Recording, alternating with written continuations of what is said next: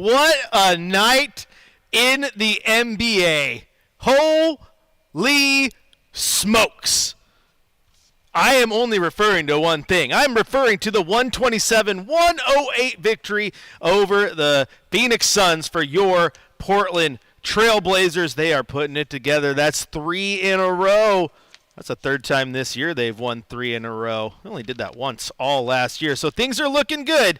But my goodness, there was some breaking NBA news in the middle of that game with Luka Doncic being traded to the Los Angeles Lakers, which was just funny because that happened with roughly like 3-4 minutes left in the game, and Media Row just went crazy.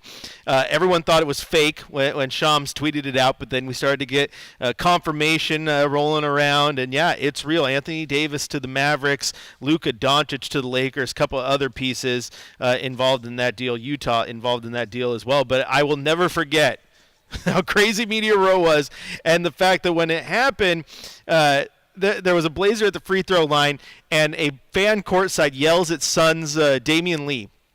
And Damian Lee looks over at him and is like, what? And the fan says something to him, and Lee kind of, furrows his brow, and then he flips his phone and shows him his phone.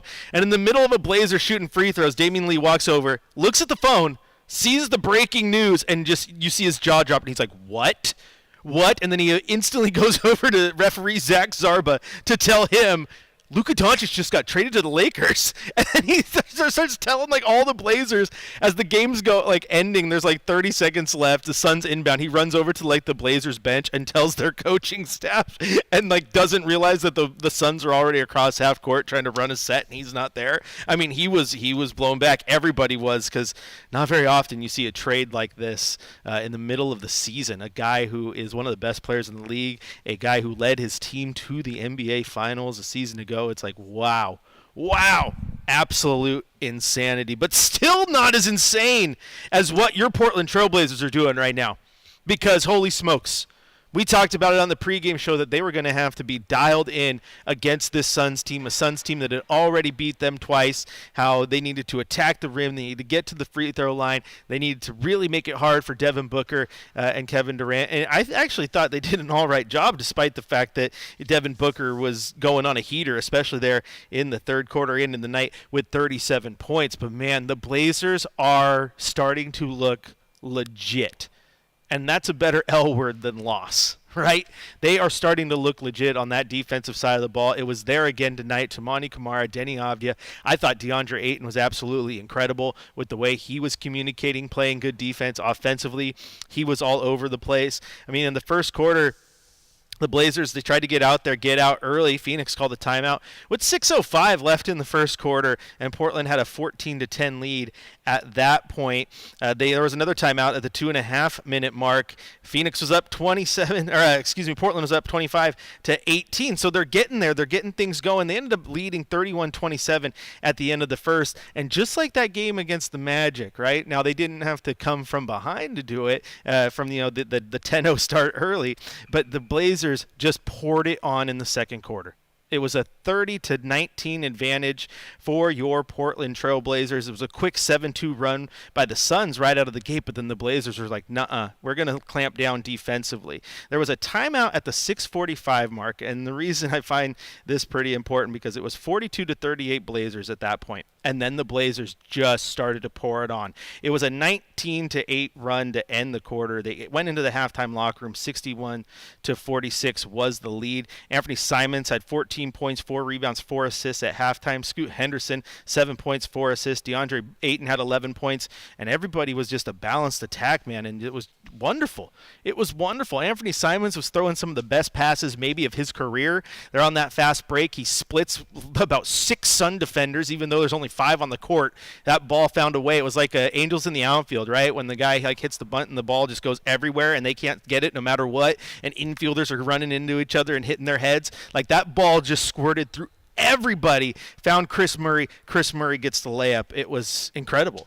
It was incredible. In the third quarter, the Suns tried to mount a good little run. They were getting hot. Devin Booker scored 13 of the first 15 in the quarter for the Suns, but you got to give the Blazers credit because every time the Suns would hit a big bucket, they would get one back. And perhaps the two most important ones, really, that were ones that you could consider deflators, right?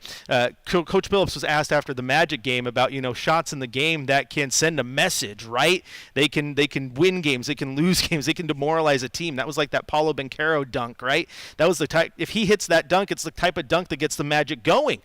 But Tamani gets the block, and that's the type of block that gets the Blazers going. Well, in this one, it was Kamara again. He gets a steal, gets a fast break dunk. That makes it 82-64. And then the very next Blazers play was a steal by Shaedon Sharpe, and an incredible windmill jam.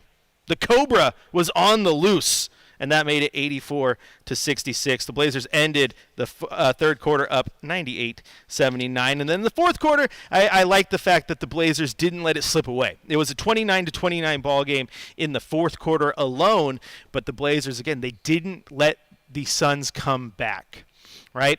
And I've always said how I was so surprised years ago talking to Coach Kerr after a game one day when he said, as long as the Warriors are within 15 points, they're within striking distance. Right? And Coach Billups talked about that tonight, about how it's the NBA. Teams can go on a run at any moment. Like, a lead's not safe. You got to make sure you secure that thing and don't let the game slip away. So kudos to the Blazers for not letting it slip away in the fourth quarter, because they easily could have. Now, I did notice they kind of slowed down a little bit at times, made sure they weren't, you don't need to go get shots 5 minutes into or 5 seconds into the possession, right?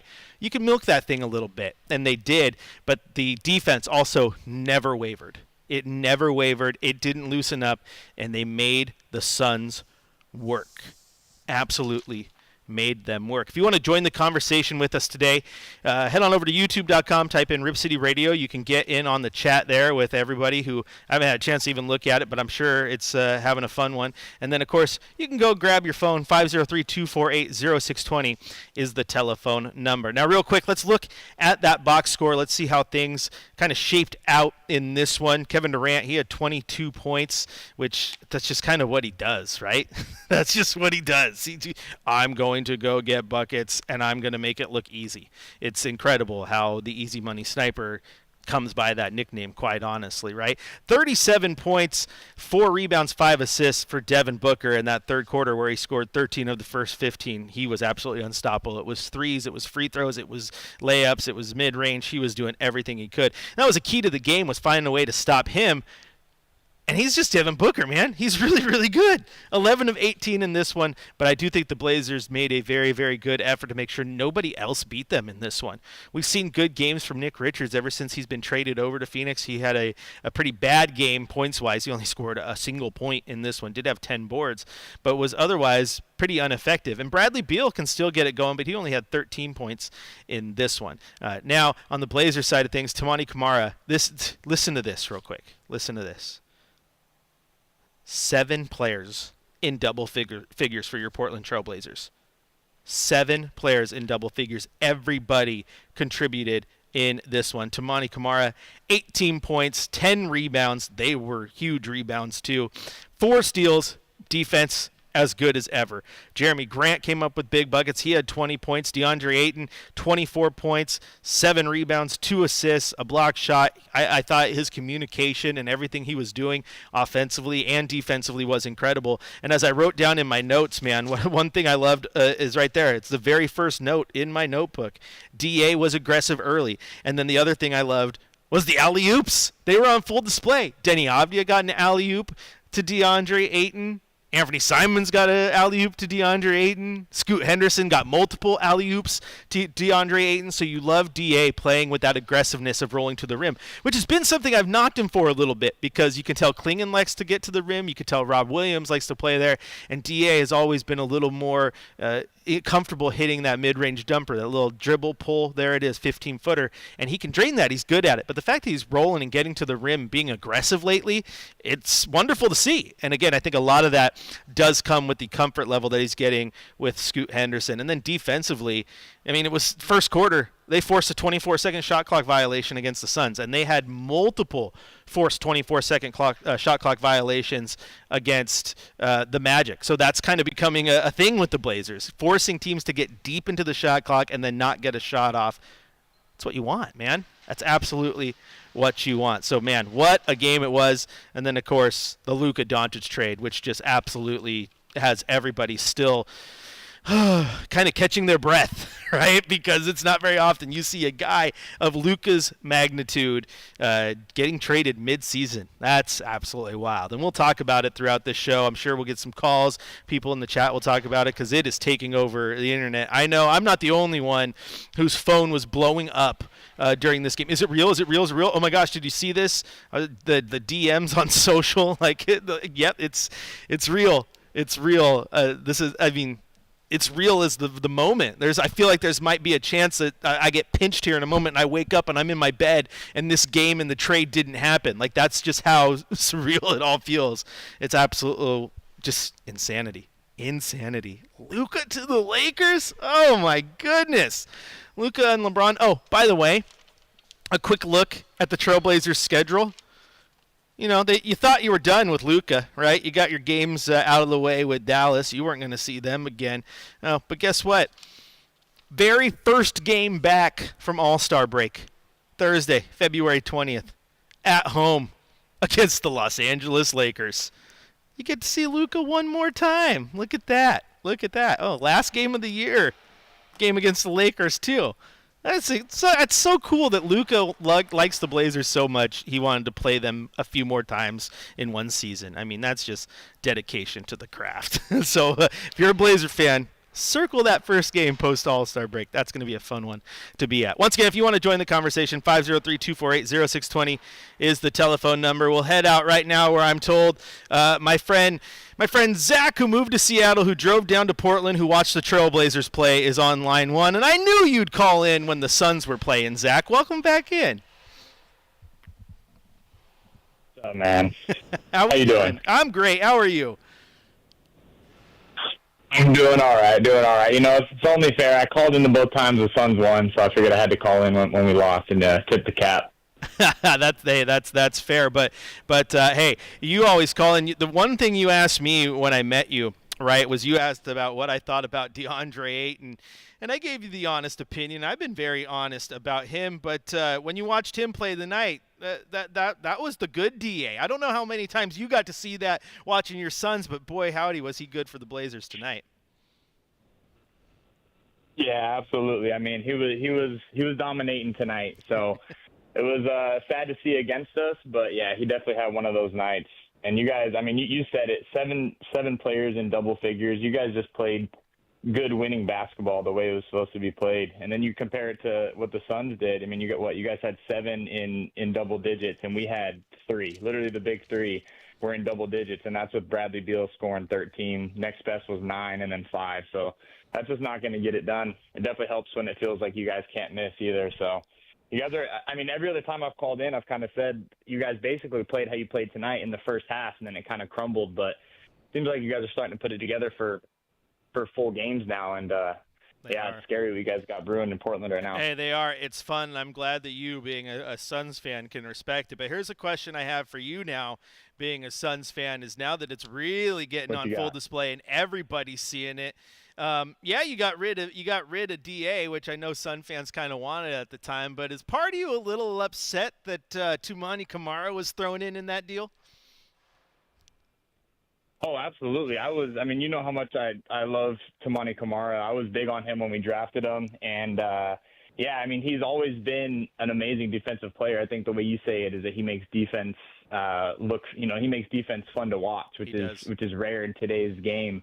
And if he can start getting it together on the offensive side, I mean, that's a scary player. Yeah, absolutely, absolutely, it is.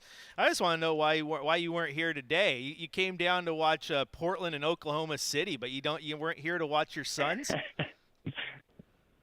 Yeah, I mean, at the end of the day, it turns out I'm glad I didn't, and I'm hoping that I get pinched and I wake up and this game didn't happen too. But we were going to come down, but my wife, we're actually expecting twins. My wife pretty pregnant right now, and she wasn't feeling the 2.5 hour drive. So Well, I can understand that. Congratulations to you and your wife, though, Zach. That's absolutely awesome. thank you so much, man. Yeah, I appreciate that. I can't wait for you to call back in Save once me you some have them. agony tonight. Yeah, hey, I can't wait for you to call back in once your babies are welcome to this world to tell me that you named one of them Chris, or at least their middle name. Okay. There we go, Chris and Devin. There you go. Hey, I'm sure I'll hear from you again on Monday because it's two for one here. One stop, 2 games against the Suns, man. And for my sake, I hope the Blazers keep playing well. But a little part of me wants you to have some fun too. All right. There we go. I appreciate that. That's the only silver lining is we can get one back, and then the national headlines are gonna kind of overweigh this with that trade. So Yes, absolutely. see you on Monday. Yeah, man, that was Zach. Again, Zach, who earned the nickname Zach from Phoenix, who moved to Seattle, who came down to Portland to watch the Trailblazers play. A great story there. It's the reason why you should, if you see me in the arena, you should come say hi, because he wasn't afraid to say hi to me. Saw the mic in my hand. What do you do for here for the Blazers? I told him. Now he calls into the show and he listens up there in Seattle. And again, a second congrats your way, Zach. That's so awesome that you and your wife are expecting. And I have 3 beautiful kids of my own, so I understand when the wife is pregnant, and sometimes getting in the car, last thing you want to do. Last thing you want to do, man. So make sure we're all taking care of her and everything's good to go. And those babies come into the world happy and healthy, man. I'm rooting for you. We're going to take a quick little break here, though, on the 5th quarter. When we come back, we're going to head to our shot of the night, our drive of the night, and still got plenty more to talk about. If you want to get in on the conversation, 503-248-0620 is the telephone number. You can also go to youtube.com, type in Rip City Radio, and get in on the chat there. Oh boy, I need a second to breathe. I am still not over this Luka trade. I cannot wrap my head around it. We'll dive into it here when we come back on the 5th quarter on your home of the Blazers, Rip City Radio 620.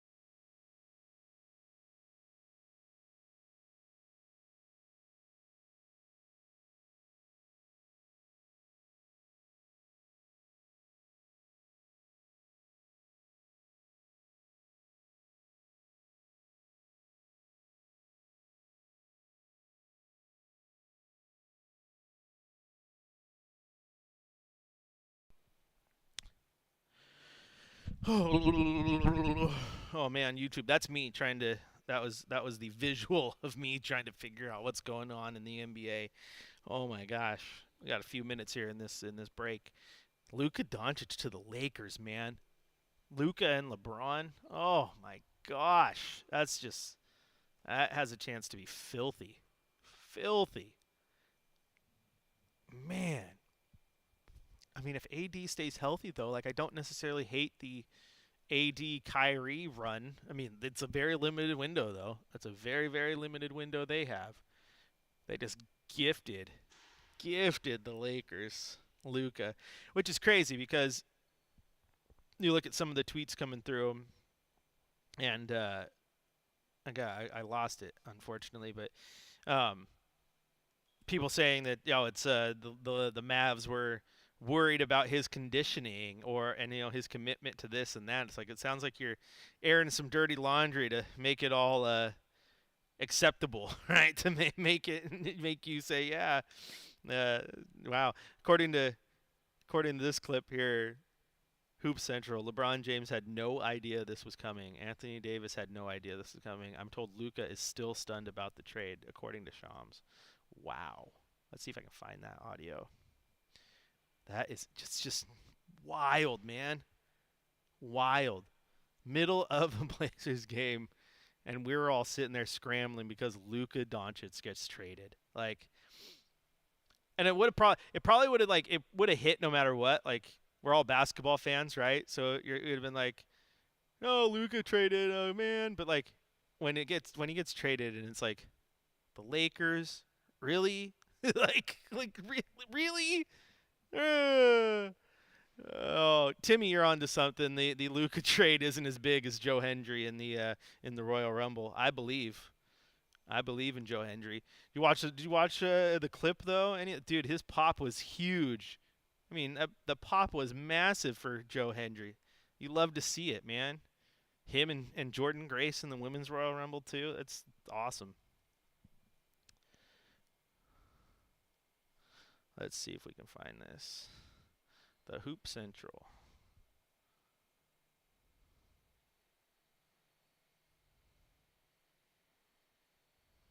Oh. If I play music to you guys that whole time, I apologize. Let's see.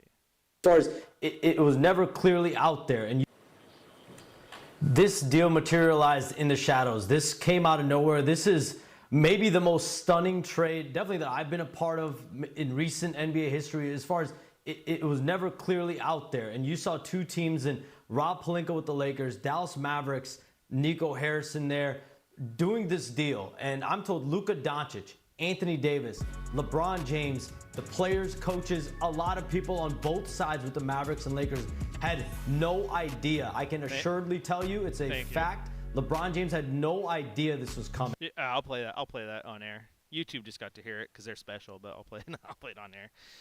All right, YouTube, I'll go away. We'll be back in a sec.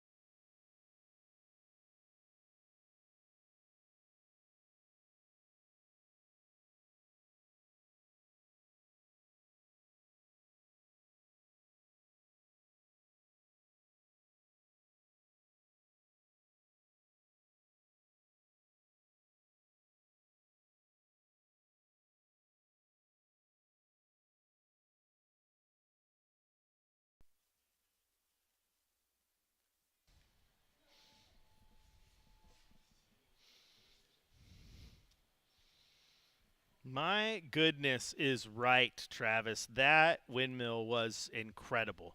That was incredible. It's kind of nice to see something like that pulled off in game, right? I feel like you don't see that enough, but it was absolutely breathtaking. It's so cool knowing that Shaedon has that in his bag, because as soon as he got the steal and he's at half court, he has about a step on the defender, and it's still kind of a question mark whether he's going to get enough space to get the dunk off.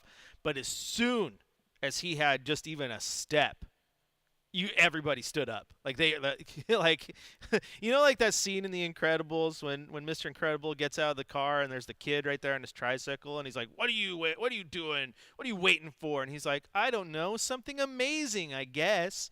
Like, that's what Blazer fan was waiting for, was something amazing. Understood more than when Mr. Incredible responded like, me too, kid. Yeah, me too, right? Yes, I get that. It's just like, as an adult, you're like, oh, now I get it. Yep, absolutely. But I'm just saying, that's what it was. That's what it's like every time Shaden grabs the ball. What are you waiting for? Something amazing, I guess. And he absolutely delivered in this one. A very good game from him. I want to know, I guess someone should have asked Chauncey, quite frankly, like, hey, so Shaden ended with 16 points, had a windmill dunk. At what point in the game did someone make him mad? Like, right?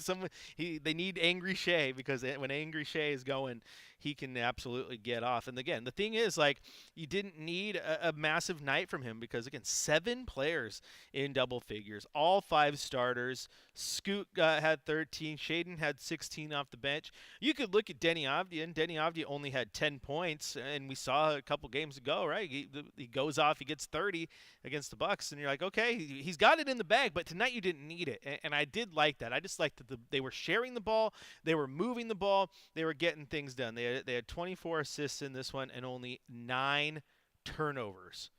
That's beautiful basketball from your Portland Trailblazers. On the other side of that, the Suns had 18 turnovers, which was a key to the game, right? Was getting in there, forcing turnovers. And the other thing I said was what? Free throws. Get to the free throw line. And they did in this one.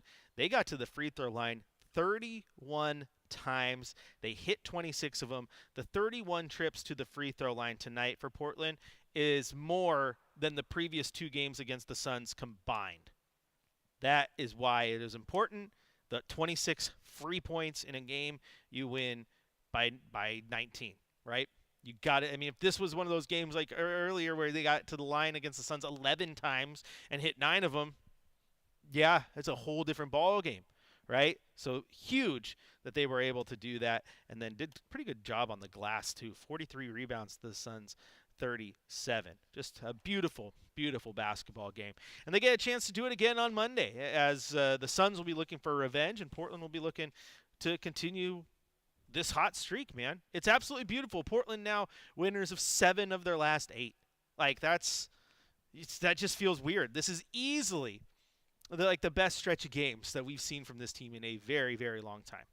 And the fact that they're doing it, they're winning it the right way. The team is looking like a good unit, right? They're all on the same page. This team, like I go back, I've talked to you guys about it multiple times. Like the teams in 2018 and 2019, like sometimes those weren't the most talented teams. Like I said, I love Maurice Harkless and I love Al-Farouq Aminu, but the reason that starting lineup in particular, even though they may have lacked the talent of some others, was so successful, was chemistry. Chemistry and the cohesiveness and being on the same page. That is so important for a team's success. And the fact that I feel like I'm starting to see that out of this young Blazer team right now is huge. Like, do they have the chemistry of those Dame-led teams yet? No, I don't believe so. But they're building it, and that's a thing of beauty, man. That's what you want to see from these young guys, is that chemistry. And I think that's why you get to see, 4 alley-oops to DeAndre Ayton from guys like Denny and guys like Ant and guys like Shea, 'cause he's building that chemistry. And he's been very complimentary of Scoot, because that's his guy, that's his boy, right? And they're building a good chemistry there. And I said that in pregame, how even though Scoot was coming off the bench, I was okay with it as long as they make sure that they're maximizing the amount of minutes he plays on the floor with DeAndre Ayton. And they did. And Scoot had a pretty darn good game. That's what you love to see, right? Oh, he only had 13 points, Chris. Yeah, but he had 9 assists. 13 and 9 and 24 minutes off the bench. I'll take that all day long. All day long. Also, you want to know how many turnovers he had? The Duck logo. 0.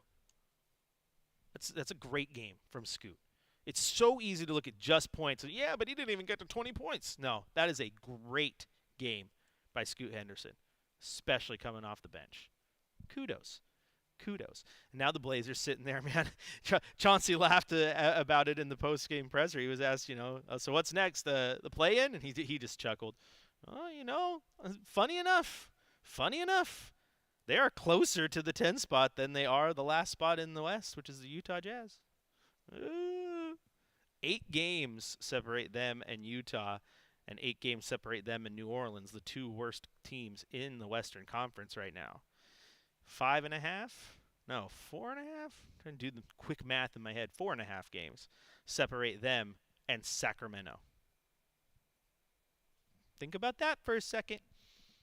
I don't think Chris, they have more wins than the 76ers. The 76ers have an MVP on their roster. I'll just leave it at that. Well, the Sixers have been injury riddled and just terrible this year. So that's pretty wild. But Portland, interestingly enough, as you say that, Brenden, Portland sitting with a winning percentage of .408 would be basically just behind the Bulls, like a half game behind the Bulls for the 10 spot in the East. They'd be looking at the play in the Eastern Conference right now. And so that's why this stretch is important. I'm not saying I know we got Team Tank on one side, we got Team I Enjoy Wins on the other, but it's also how important this stretch is. Like look at what it's done to them. Some people might have changed your outlook. I don't think it's changed Coach's outlook. He understands what this team is. But just go back to what he said yesterday, after the Magic game about how important it is for this team to just be in this moment and feel what it's like to win. Feel what it's like to win 6 of your last 7 and now 7 of your last 8. These are important milestones for a young team. And I think the fact that they went out here and really took it to the Suns, a team that's very, very talented. We all know that. I mean, they got a bona fide Hall of Famer who could probably just be on the ballot tomorrow and be voted in Kevin Durant, right? And then Devin Booker, who very well could be on his way too. So they got studs, and they're a 25-23 team. They're trying to figure things out, but they're still a good team, and Portland took them to task tonight. I love that, and I love that it's on the defensive side of the basketball. You know what else I love, Brenden, was that it's a point in the fourth quarter tonight. I texted our boy Timmy Hammock and asked him to start it, and I don't know if he was the one that started it, but I did hear the chants throughout the arena late in the fourth quarter of "We want Nurkic." Like, oh, you should have just come on, Budenholzer. You should have subbed him in. Blazer fans would have loved it. They absolutely would have loved it. Yeah, I thought the same thing, Chris, and I dropped a little comment in the YouTube just kind of poking a little bit of fun, but it's actually, in reality, a pretty – it's not surprising to me when I look at it and I see, wow, Phoenix emptied their bench. Like, Yusuf Nurkic and Mike Budenholzer, based on what I've read recently, not seeing eye to eye at all, so that doesn't really surprise me. And you know, it's unfortunate. You see some good moments here, but I think the Blazers are feeling pretty good about having DA in the trade. I think Phoenix would like a do-over on that one, Chris. Yeah. Hey, as we just talked with Zach, and Zach is a noted Suns fan. When I met him for the first time here at Moda, he was wearing like a throwback starter Sun jacket, man. Like he's old school, it was That's also clean. Yeah, it was a beautiful jacket, man. It's sometimes you feel bad your parents got rid of all that old stuff because it comes back into fashion, and they're clean. They're clean. But no, I mean, he's a Suns fan, and they wanted to get rid of Ayton. And Ayton's had his ups and downs with this team too. But right now the team is cruising. And if you've been a DeAndre Ayton hater, that's absolutely fine. But if you're going to be so stuck on being a hater that you can't recognize that he has been incredible over the last 7-8 games, I mean, come on now. You got to be able to call it both ways because he's been real good. When he plays games like this is where you're like, I kind of want to keep him. I kind of want to keep him. If the Blazers get to a point where they're winning and you got him and DC coming off the bench, yep, I like that depth. Things look good. I like the way he's playing right now. You got to give him credit. Yeah. No, what? Go ahead. Go ahead, Brenden.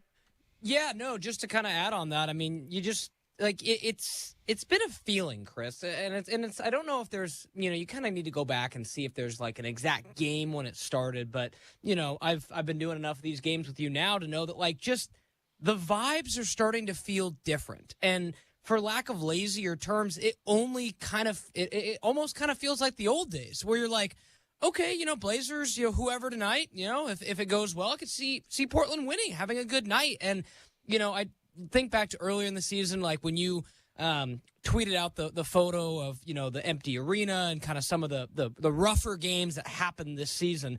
To think we're in the same season, and we've turned around this much. It's definitely exciting times for the Blazers, and more than anything, Chris, who knows? They could go back and this could be a kind of a diamond in the rough, and maybe they find some more tougher games. But regardless, I think what you're seeing now it's the proof in the pudding of what you've tanked for the last couple years. You know what? Quote tanked. You know what I mean? Well, here's the thing, Brenden, and this is what I've always been on. Like, people say the Blazers winning is a bad thing. Well, if some way they can string this together and this becomes consistent, okay, well, I don't need Cooper Flag. My guys are doing exactly what they were supposed to do. You get what I'm saying? I'm not saying that's where they're at, totally. but it's a good thing, and that's what you want to see, and that's what they're doing right now. And my biggest thing about this now 8-game stretch is not the wins. Okay, like I'm sitting here and I'm talking about that they technically are closer to the play-in than they are last place in the West. I don't think they're a play-in team. Okay, crazier things could happen. We've seen it happen before. A midseason trade that makes all the difference. A team that's on the outside looking in is suddenly fully entrenched in the inside. And maybe that happens. We don't know. That's the beauty of still having 30 games plus left, right? But Brenden, they're doing exactly what myself and a lot of Blazer fans have been just asking for all year long, and that is play good basketball, right? If you lose games, it's fine. I don't like, fans don't like, no one likes the Utah Jazz coming in and beating you by 40, and Oklahoma City running you out of your own gym, and Memphis just giving you probably one of the worst losses of the year, where people are going up the stairs leaving Moda going, this is embarrassing. I'm embarrassed to be a Blazer fan. That's what people don't like. Totally, and not to harken back, but like, Chris, that wasn't all that long ago. Just a couple short months, right? It wasn't. And then so something happened along the way, and all of a sudden they're starting to play better. And we talked about it in the pregame show, that accountability thing, right? They're holding each other accountable. Young guys telling old guys what to do. Old guys telling young guys what to do, but not in a mean way. In that constructive criticism, we all got the same goal at hand, and you're starting to see a good unit. So again, are they winning games now? Yes. Does it throw a wrench in the whole tank thing? Yes. But they're doing the exact thing that we've all wanted them to do all year long, and that is play good basketball. Now, Eric just put in the YouTube chat. He says, I have a very important question. What is the next move for the Lakers? And Eric, that is not only an important question, it is a very, very good question, because we all talked about that we thought this deadline might be super, super quiet, right? That it might be super, super quiet because of the new CBA, and we don't know how things are going to shake out, et cetera, et cetera, et cetera. And then all of a sudden, in the middle of this game, we're all hit with a haymaker that nobody saw coming, right? And that is Luka Doncic to the Lakers. And the Lakers just proved one thing. All their chips are center of the table. And quite frankly, for you poker players, I don't even know if they looked at their cards. Because according to Shams, let's play this clip here, because according to Shams, no one saw this coming. LeBron didn't know it was coming. AD didn't know it was coming. Luka didn't even know it was coming. This is what he said just a few minutes ago on ESPN about the trade. This deal materialized in the shadows. This came out of nowhere. This is maybe the most stunning trade, definitely, that I've been a part of in recent NBA history, as far as it was never clearly out there. And you saw two teams in Rob Pelinka with the Lakers, Dallas Mavericks, Nico Harrison there, doing this deal. And I'm told Luka Doncic, Anthony Davis, LeBron James, the players, coaches, a lot of people on both sides with the Mavericks and Lakers had no idea. I can assuredly tell you, it's a fact. LeBron James had no idea this was coming. Anthony Davis had no idea this was coming. I'm told Luka Doncic is still stunned about this trade. So there you go. No one saw it coming. Man, no, fans didn't see it coming. Like, I mean, wild. My first thought with this is, okay, like Nico Harrison, Rob Pelinka, man, they like in the shadows, man. Like, I'm imagining like some seedy, like bar kind of thing. Like, all right, we're gonna do this. We're gonna do this. Blow up the NBA world. Got it. There's a bar where NBA GMs can meet, where you knock on the door, and the guy just pulls open like the eye screen. Shh, what's the password? And they're I know. And they're all like, just with this, yeah, Jordan's the GOAT. You're in. Oh, I know. I'll just say this, Chris. Like, it just, I'll borrow from Travis Demers. He's like, just Luka, a terrific player, and maybe just the worst uniform and colors and of those minds. And I harken back, like, for better or for worse, and you and I were talking about the trade a little bit, this is what the Lakers do. Like, even like, kudos to Jeannie Buss. And then this, it's like this is just what the Lakers do. Maybe not to this magnitude, but stars going there is not a surprise. And, I wonder how this materialized, but man, it is intriguing as all heck. And, I'm excited just to see how this works. It's fascinating. It absolutely is. So, anyway, man, it's got the world flipped upside down. Now, if you want to join in on the conversation, 503-248-0620 is the telephone number. We'll head out there now because, sorry, I got on a rant there, but Bryce and Sean have been waiting very, very patiently. So let's head out to Bryce in Portland. Bryce, thank you for waiting so much. Hit me with what you got. It could be anything right now because it's a crazy, crazy NBA night, man. No, man, it's crazy. I'm glad to chime in on R.I.P. Anthony Davis. I hope they have a lot of high top shoes in Dallas. Yeah, I don't know. I love the Blazers. I'm no ill esteem. The whole fire Chauncey Billups movement is lost on me because I'm like Delano Banton, Chauncey Billups. Let's ride it until the wheels fall off. I think. Have Scoot come into his own. And you know what? Everybody's been so mad, trade Anthony Simons since they didn't put him on the pint glasses.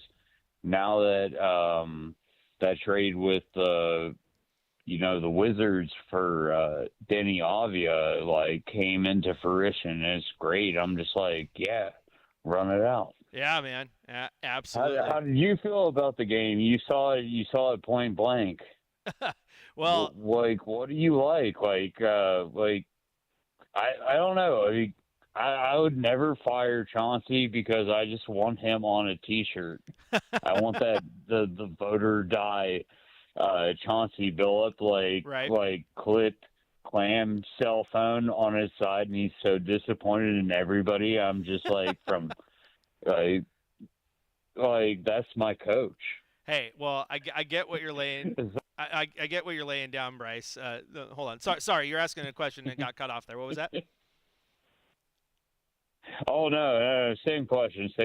I just laughed a bunch and got cut off. All right, well let's get to it. Here's the thing. I get where you're at, not wanting to fire Chauncey. I think some people are starting to come around on him. The future is murky, but I do think it's probably going to end up being done for him here, and they might go in another direction in the offseason, just because I think it's important for Joe Cronin to truly hire the guy that he thinks is the one that can lead this roster that he's building. And you know what? If they go and they have a conversation with Chauncey Billups in the offseason and they say, hey, let's talk, and they believe that he is that guy and they offer him an extension, then it is what it is. You know what I'm saying? And then you trust Joe Cronin. But I think it's important for this team moving forward that Joe Cronin hires the guy that he truly, truly thinks is the one that's going to lead the young roster he's building. If that's Chauncey and that's who he decides to keep around, just make that on him. Because right now, the Chauncey hire's not on him. The Chauncey hire's on Neil Olshey, right? But again, if you go into the offseason and you have the option and you decide to pick it up and then offering him an extension, and because you think he truly is turning the corner and he's your guy, then that's on Joe Cronin at that point. And I think Joe Cronin needs that responsibility, quite honestly, to again, pick the guy that you think is going to lead these young guys. And right now, for all the negative we say about Chauncey Billups, okay, all the negative we say about Chauncey Billups, he came in, we all said he was a defensive guy. Defense is why they're on this stretch of games right now. And when I asked him about it the other day, he said, it took a while, but it's clicking. It's clicking.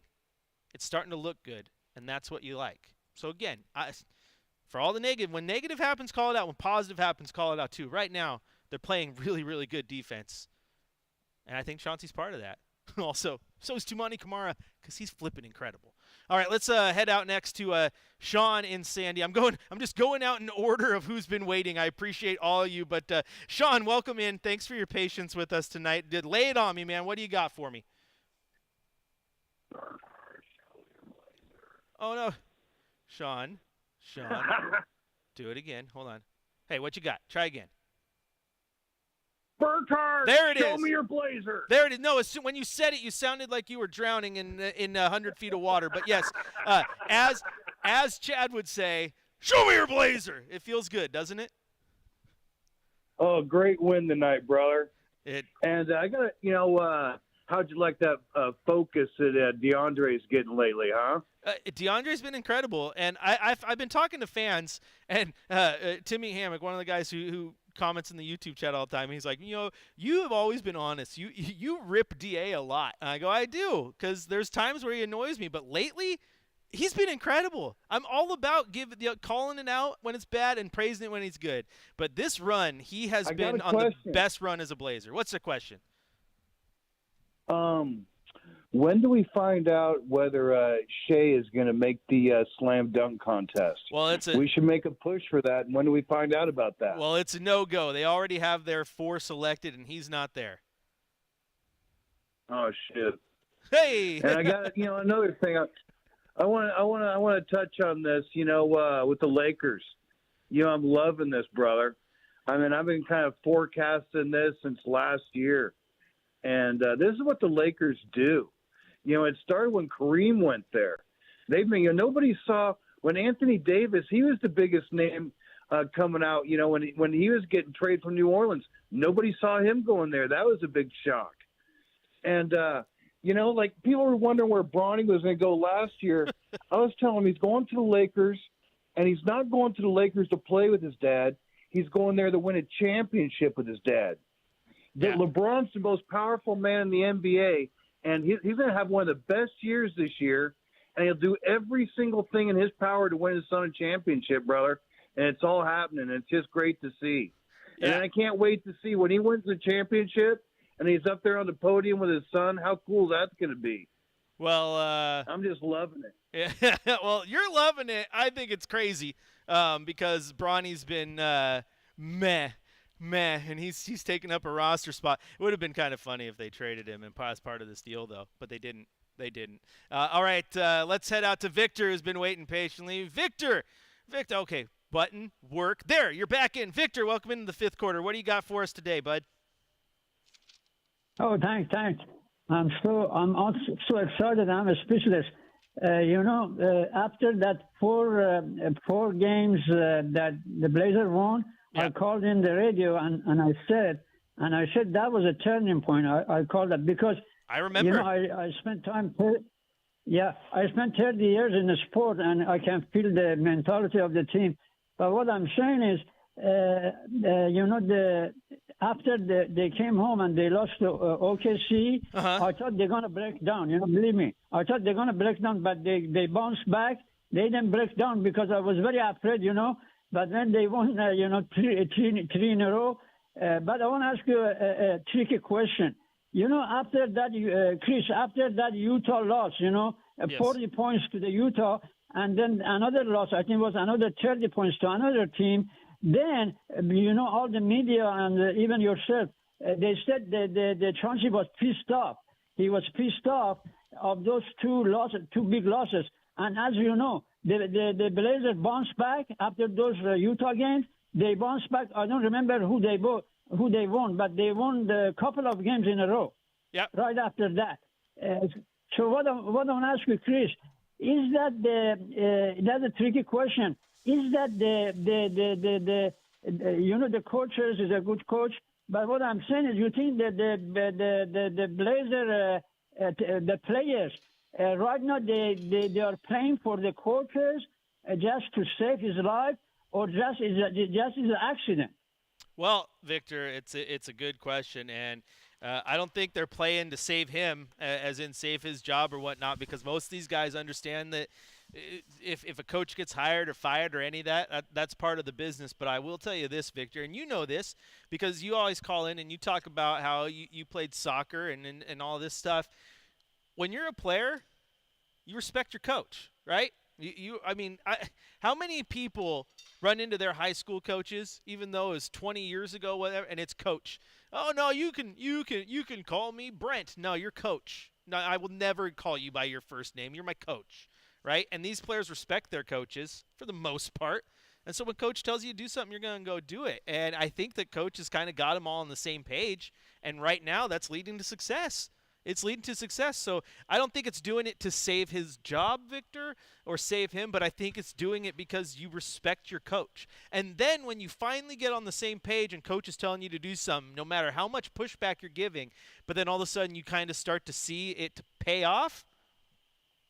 Some people hate to do it, but they go, that dude was right. Well, I'm going to listen. I'm going to keep doing it. So I think that's why they're doing it. They're seeing the wins. They like winning. Coach loves winning. When he was asked last game about getting his 100th win, he's like, yeah, I wasn't paying attention, but they told me in the locker room, anything that has to do with winning, I'm a fan of.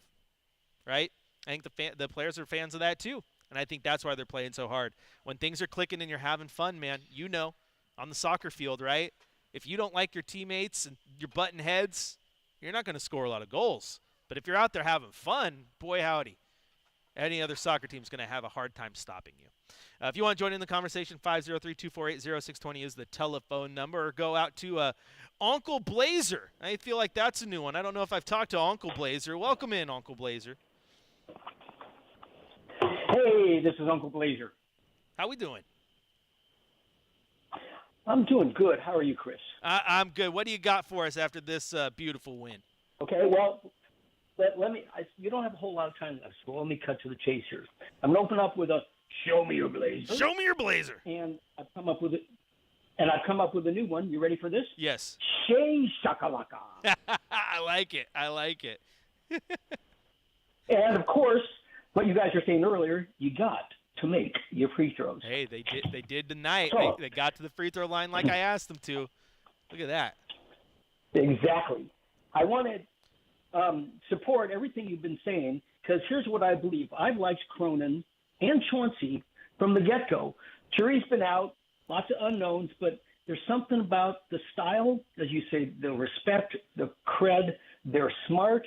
They've been building their teams, and they're being adaptable with what they're given. There's been a lot of bad luck, a lot of injuries, a lot of trials. Who knew if Scoot or Shea were going to be that good? Well, we don't know. We still don't know. However, what's happening is this team is gelling because, as you were saying, with Victor, you got to like your teammates. You got to trust your teammates. And you all have to be good players, but you have to learn how to be yourself.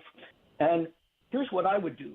If I were the players, I'd walk into the locker room before the next game, and I put up, I don't know, a chalkboard or what, I put up there just a big sign that says playoffs. So whether they're going to make it or not. So the whole idea is like the winning attitude. So I don't know how they're going to do this year, but there's no reason why they shouldn't just go for it Right. and see what happens. And if they do, people are going to be much more valuable to all the other teams, and maybe they'll want to move some, and maybe they won't. Right. Who knows what's going to happen in the draft and what's going to happen over the summer. So I trust Cronin and Chauncey, and I basically trust the core of the team. I like DA, and everybody's waking up going, oh, wait a minute, I'm good. Here's what I can do. Let's carve out the role. So there's more I could say, but we're running out of time here, and I'll call another time. I'm happy to answer any questions. Well, Uncle Blazer, I appreciate your call, and I don't have any questions today. And please keep calling back because I love what you're laying down here. Because I want to piggyback off that for a second. You say go put playoffs on the board. I chuckled. Honestly, I chuckled because you're like, playoffs. But then as you laid out, it's even if you don't make it, it's that having that in front of you and knowing it's available. Right? And to me, when you talk about the same thing I talked about with Victor a second ago, just playing because you're playing together, you're playing for your teammates, everything's clicking, et cetera, et cetera, et cetera. Would you want to show up to work every day if you walked in and the first thing you saw on the whiteboard, and granted it's not there, but the first thing you saw on the whiteboard was capture the flag, tank for a pick, we need ping pong balls? No. But playoffs, something to strive for. And if you put your best foot forward and you win, here's the thing. Blazer fans, would you really be mad? Would you really be mad? You've gone through a couple tank seasons. Things have been terrible. You were in the draft. You were sitting there. You almost got Wembanyama. It was a realistic chance of getting the number 1 overall pick. So would you really be mad if all of a sudden here you are? Holy smokes. We're playing a play-in game? What the heck? The timeline and the what's going on? Those things matter, man. So, Uncle Tim, I get what you're laying down. I absolutely get what you're laying down. So why not do it? Why not? Can't hurt anything. All right, let's head out to Tall Tim, who's been waiting patiently. Tall Tim, you're here on the fifth quarter. What do you got? So are we still waiting for the Jimmy Butler trade before stuff starts happening, or has that changed now? Well, yeah, nothing big has happened until the Jimmy Butler trade goes down. At least that's probably how Jimmy Butler thinks about it. But, yeah, I think we were all thrown off a little bit tonight, Tim. Yeah, well, Pat Riley, he's an old Laker guy, right? I mean, like a big-time Laker guy, right? So what if, let's just get everybody guessing what's going to happen with Butler while this little thing's going on, You never know the way the NBA works, what kind of channels they have set up. So Right. It's interesting. The big question, I think, out of this trade is why Dallas move off of Doncic, right? I mean, that's a big question. Anthony Davis is a really good player, but he's had, injury histories and had sometimes, not just questions about, how much of a leader he is and all that kind of stuff. Right. But what is Dallas? Do they feel like maybe his wills are not, they can't take too many years in the NBA because he's a pretty beefy guy, or what do you think? Why did they decide to move off of him? Tim, my goodness, not all questions have answers because I don't know if I have one. This is a trade that when it happened, man, everyone in Media Row were like, why? This makes no sense. What's going on here? Like, this is the wildest thing we've ever seen, and nothing like this happens. Every single reporter's thrown off. Most people don't understand why. Now, you've seen reports coming out of Dallas that kind of throwing him under the bus already. Like, there was questions about his conditioning and how much he was willing to commit to this and that, and it's like that just sounds like damage control, right? I just think maybe there had to be something behind the scenes that nobody is abreast of because, yeah, this is a wild trade.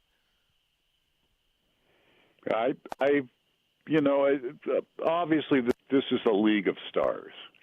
There's a handful of guys that can control the destiny of a game. And these days, you kind of usually have to have a couple of them, and then you have to have a really smart management of getting other players that do the dirty work. But it's a league of mega stars, and they have a lot of sway. And I think you have to come to the realization on this trade that it was more than just Dallas deciding this was a really good deal. I just think that's the only thing that makes sense, is that it was kind of like, look, if this don't work in Dallas, we're going to let you have the right to maybe pick some place you'd rather play. And they're already kind of an agreed-upon deal or something, because otherwise it doesn't make any sense. No, it's wild, Tim, and I appreciate the call, but it's wild. It's like I'm at a loss for words, right? But you're seeing all these reports coming out that no one saw it coming, this or that. Windhorse says this is not about the Lakers. It's not really about LeBron. It's about the Mavs and Luka Doncic, one of the biggest, most stunning trades in the history of the league. My phone's exploded. Basically, a reboot of Doncic. Mavs saying they don't think they can win with him. Defense, his conditioning, et cetera, et cetera, et cetera. His ability in the biggest moments. Luka was locked into the Mavs, and it's the Mavs who are pulling the plug. Like, that's what this sounds like. Like, Luka didn't want this. He was a Mavs guy. He did not request a trade as much as we know right now. It was just the Mavs just didn't see that he was the guy. And if that is the case, I feel like that's some mismanagement, because Luka has been incredible since day one in this league. He led the Mavs to the NBA Finals. This is weird, but it is legit one of the biggest trades in NBA history, especially when it comes to just shaking the league to its core for a second.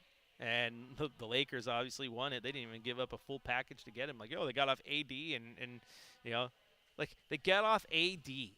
AD is what? 30 what? Let's look this up real quick. Anthony Davis, he got to be what? 34, 35. He's 31. Okay, I'm off. He's 31. But he's 31. He's hurt all the time. He'll be 32 in March. Luka's 25. At 25, you haven't even hit your prime yet. Yeah, that's a dirty trade, man. I cannot wrap my hand around it, Tim. So, Tim, you asked all the questions. I don't have all the answers because this is wild. Wild. The only possible answer, and Ray just mentioned it in the YouTube chat, the Mavs didn't want to pay Luka because he was going to be up for a Supermax. He was going to be up for a Supermax. And they didn't want to pay him, which is interesting. Because if you think about it, does this fundamentally change how superstars are treated if a team doesn't want to pay him the Supermax? Because you look at the money that is attached to Supermax, and that's going to really, really hurt with the new CBAs. The new CBA moving forward is not going to favor teams with Supermax players. And now it alters how much money he can get paid by the Lakers because of the trade. It's interesting. It's very, very interesting.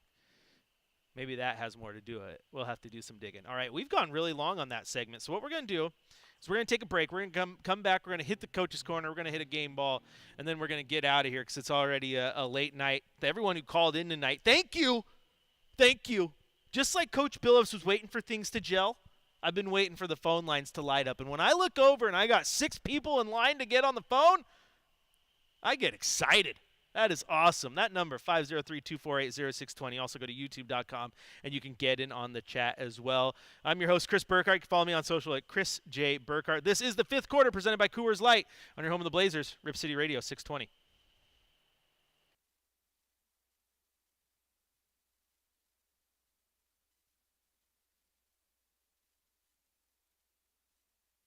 All right, so what I want you to do, my friend, listening, come in. I'm not going to toss to it. Just instantly go into the coach's corner. You can cut that off after like 2 minutes or wherever the logical stopping point is. We do not need to play the whole thing because it's already past 11 and we've gone long because obviously I'm not going to kill momentum, and that second segment I thought was pretty good. So that's what we'll do, okay? And then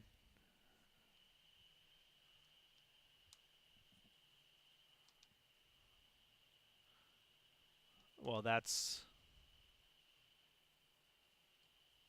yeah. And you have another like 5 minutes after this when we toss? Well, like when we end, does it go straight to Fox, or is there another 5 minutes? A minute. So this, yeah, we'll probably end up missing that first break. What you can do so that I guess they don't have to play, but you're not supposed to delete stuff. What I always do is like where that minute is, and that put a play next in so it automatically plays the Fox commercial, and then move the Fox Sports macro to the end of that break. That's what I've done, but you can set it up how you want. But the whole point is if you do game ball, and then we'll get out of here quick.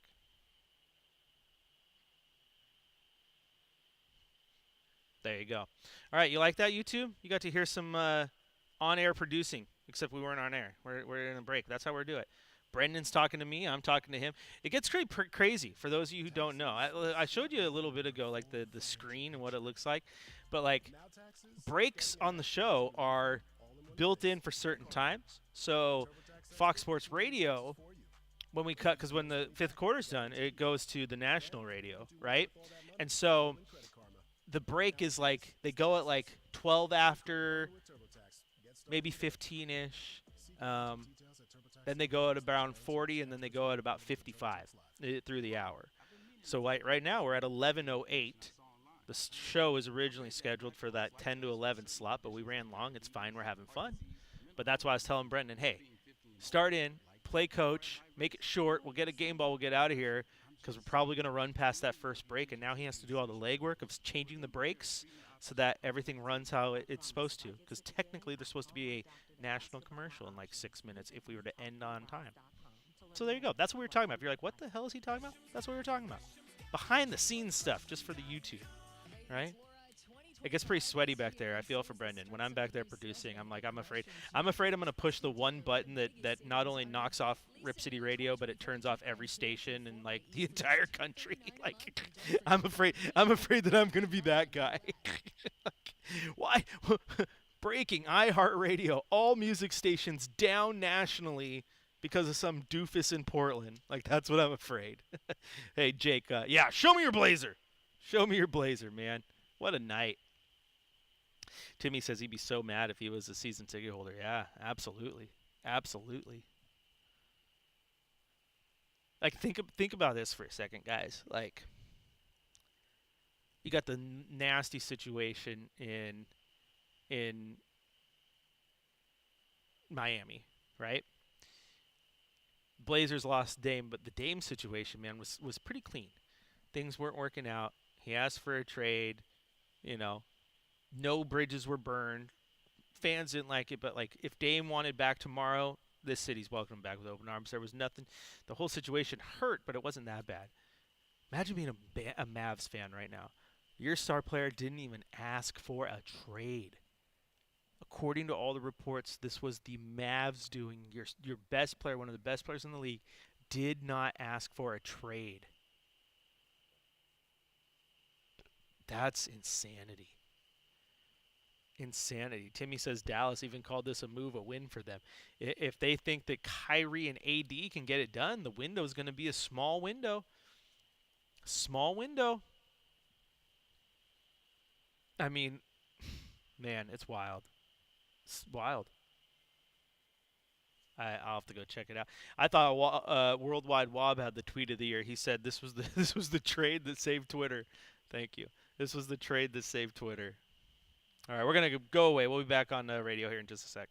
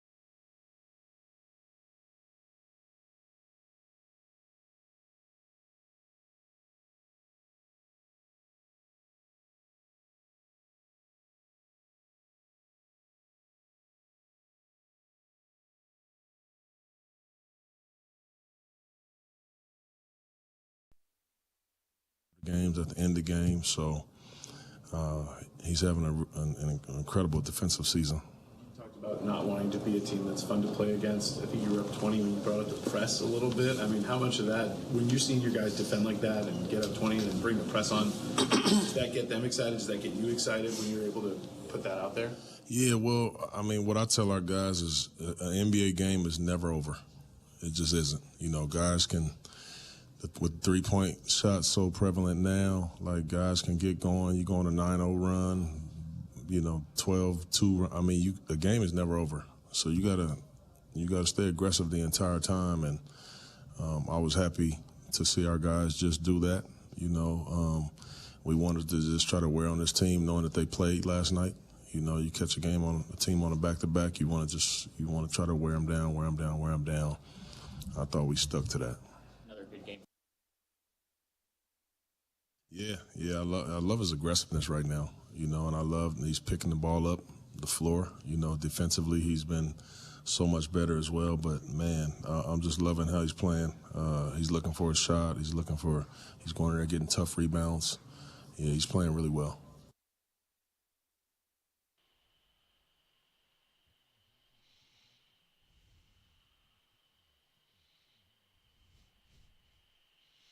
All right, time now for a game ball here on the fifth quarter. Who is the MVP for your Portland Trailblazers?